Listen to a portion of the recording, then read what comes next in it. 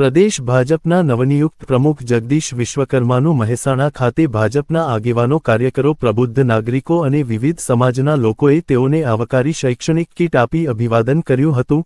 ગુજરાત પ્રદેશ ભાજપના પ્રમુખપદે જગદીશ વિશ્વકર્માની વરણી કરાતા સમગ્ર રાજ્યમાં ભાજપાના આગેવાનો કાર્યકરો દ્વારા જગદીશ વિશ્વકર્માને અભિનંદન પાઠવવામાં આવી રહ્યા છે।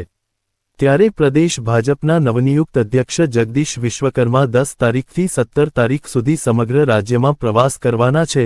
ત્યારે આજે જગતજનની માં અંબાના દર્શન કરીને પ્રદેશ પ્રમુખ જગદીશ વિશ્વકર્માએ પ્રવાસનો પ્રારંભ કર્યો છે। અંબાજી બાદ તેઓ બનાસકાંઠામાં સભા સંબોધી હતી।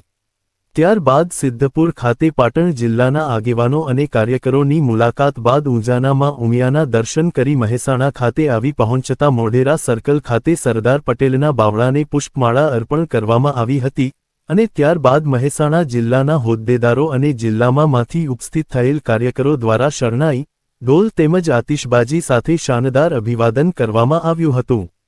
વિવિધ સમાજના આગેવાનો, પ્રબુદ્ધ નાગરિકો, જિલ્લાના ભાજપના આગેવાનો, કાર્યકરોએ ઉપસ્થિત રહી નોટબુકો અને શૈક્ષણિક કીટ દ્વારા નવા પ્રદેશ અધ્યક્ષને આવકારી અભિવાદન કર્યું હતું।